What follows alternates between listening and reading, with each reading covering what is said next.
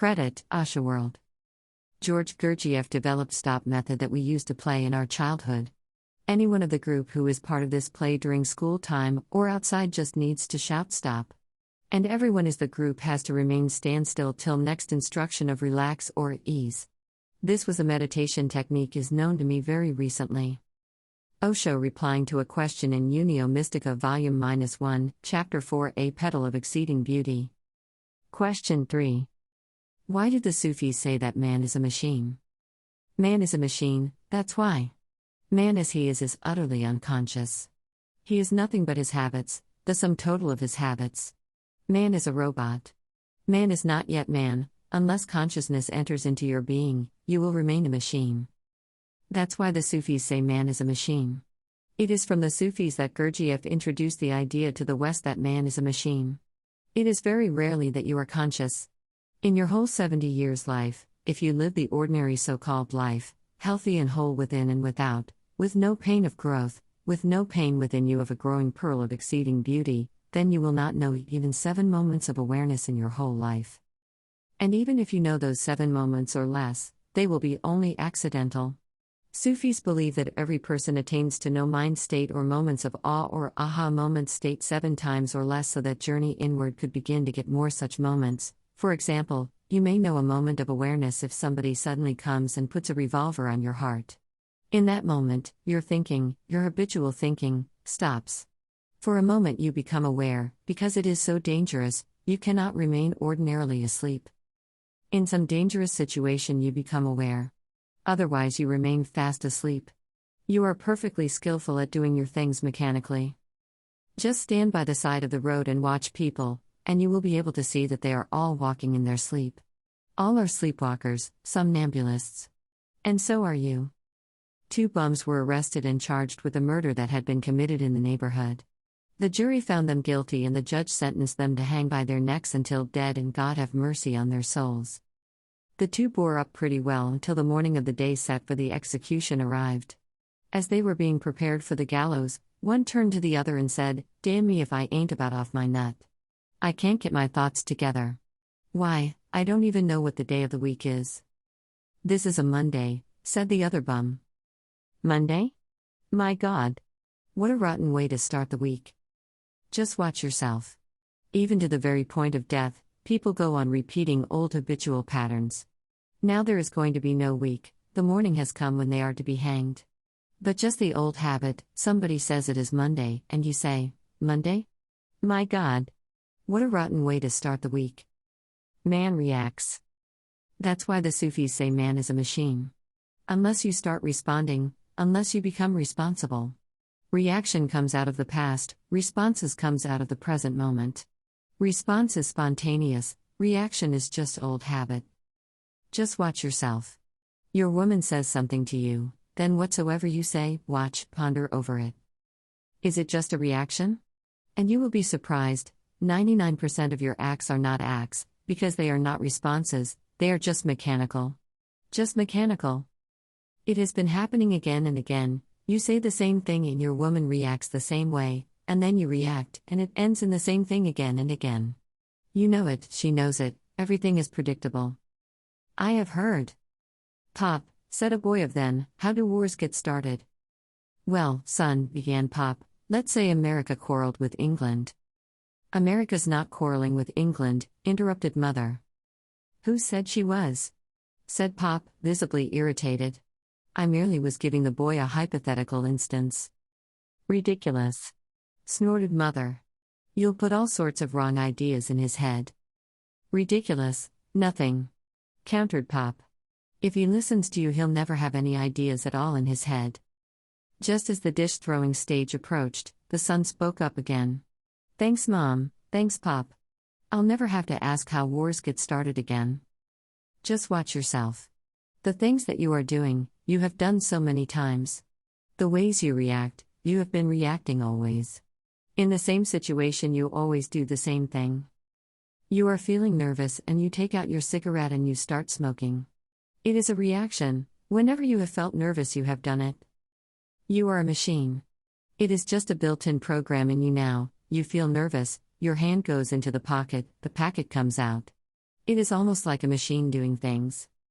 You take the cigarette out, you put the cigarette in your mouth, you light the cigarette, and this is all going on mechanically. This has been done millions of times, and you are doing it again. And each time you do this, it is strengthened, the machine becomes more mechanical, the machine becomes more skillful. The more you do it, the less awareness is needed to do it. This is why the Sufis say man functions as a machine. Unless you start destroying these mechanical habits. Sufis have many methods to destroy them. For example, they teach many devices. They say, do something just contrary to what you have always done. Try it. You come home, you are afraid, you are as late as ever, and the wife will be there ready to quarrel with you. And you are planning how to answer, what to say, that there was too much work in the office, and this and that. And she knows all that you are planning, and she knows what you are going to say if she asks why you are late.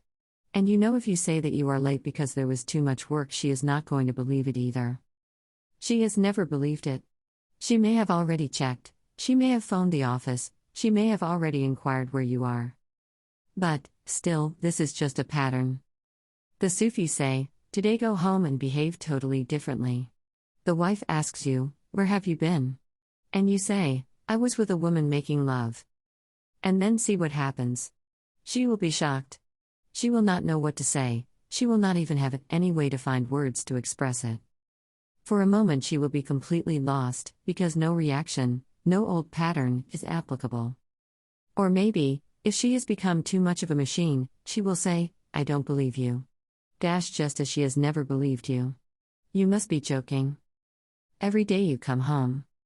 I have heard about a psychoanalyst who was telling his patient, must have been giving him a Sufi device, today when you go home. Because the patient was complaining again and again. I am always afraid of going home. My wife looks so miserable, so sad, always in despair, that my heart starts sinking. I want to escape from the home. The psychologist said, maybe you are the cause of it. Do something, today take flowers and ice cream and sweets for the woman, and when she opens the door, hug her, give her a good kiss. And then immediately start helping her, clean the table and the pots and the floor. Do something absolutely new that you have never done before. The idea was appealing and the man tried it. He went home. The moment the wife opened the door and saw flowers and ice cream and sweets, and this beaming man who had never been laughing hugged her, she could not believe what was happening. She was in an utter shock, she could not believe her eyes, maybe this is somebody else. She had to look again. And then when he kissed her and immediately just started cleaning the table and went to the sink and started washing the pots, the woman started crying. When he came out he said, why are you crying? She said, have you gone mad? I always suspected one day or other you would go mad. Now it has happened. Why don't you go and see a psychiatrist? Sufis have such devices. They say, act totally differently, and not only will others be surprised, you will be surprised. And just in small things. For example, when you are nervous you walk fast. Don't walk fast, go very slow and see. You will be surprised that it doesn't fit, that your whole mechanical mind immediately says, what are you doing? You have never done this. And if you walk slowly you will be surprised, nervousness disappears, because you have brought in something new. These are the methods of Vipassana and Zazen. If you go deep into them, the fundamentals are the same. When you are doing Vipassana walking, you have to walk more slowly than you have ever walked before, so slowly that it is absolutely new. The whole feeling is new, and the reactive mind cannot function. It cannot function because it has no program for it, it simply stops functioning. That's why in Vipassana you feel so silent watching the breath. You have always breathed but you have never watched it, this is something new. When you sit silently and just watch your breath, coming in, going out, coming in, going out, the mind feels puzzled. What are you doing? Because you have never done it. It is so new that the mind cannot supply an immediate reaction to it. Hence it falls silent. The fundamental is the same. Whether Sufi or Buddhist or Hindu or Mohammedan is not the question. If you go deep into meditation's fundamentals, then the essential thing is one, how to de-automatize you. Gurdjieff used to do very bizarre things to his disciples. Somebody would come who had always been a vegetarian, and he would say, eat meat. Now, it is the same fundamental, This man is just a little too much of himself, a little eccentric. He would say, eat meat. Now, watch a vegetarian eating meat. The whole body wants to throw it out and he wants to vomit, and the whole mind is puzzled and disturbed and he starts perspiring, because the mind has no way to cope with it. That's what Gurdjieff wanted to see, how you would react to a new situation. To the man who had never taken any alcohol, Gurdjieff would say, drink. Drink as much as you can. And to the man who had been drinking alcohol, Gurdjieff would say, stop for 1 month. Completely stop. He wanted to create some situation which is so new for the mind that the mind simply falls silent, it has no answer for it, no ready-made answer for it. The mind functions in a parrot-like way. That's why Zen masters will hit the disciple sometimes. That is again the same fundamental. Now, when you go to a master, you don't expect a Buddha to hit you, or do you? When you go to Buddha, you go with expectations that he will be compassionate and loving, that he will shower love and put his hand on your head. And this Buddha gives you a hit, takes his staff and hits you hard on the head. Now, it is so shocking, a Buddha hitting you? For a moment the mind stops, it has no idea what to do, it does not function. And that non-functioning is the beginning. Sometimes a person has become enlightened just because the master did something absurd. People have expectations, people live through expectations. They don't know that masters don't fit with any kind of expectations. India was accustomed to Krishna and Rama and people like that. Then came Mahavira, he stood naked. You cannot think of Krishna standing naked, he was always wearing beautiful clothes, as beautiful as possible. He was one of the most beautiful persons ever, he used to wear ornaments made of gold and diamonds. And then suddenly there is Mahavira. What did Mahavira mean by being naked? He shocked the whole country, he helped many people because of that shock. Each master has to decide how to shock. Now, in India they have not known a man like me for centuries. So whatsoever I do, whatsoever I say, is a shock. The whole country goes into shock, a great shiver runs through the spine of the whole country. I really enjoy it, because they cannot think. I have just received a letter saying, we always thought that you were above politics. Then why have you started speaking on politics? Here I wish to add that he may have got a letter about sex instead of politics, but to give it a milder tone he used word politics. Since he was given bad name as sex guru.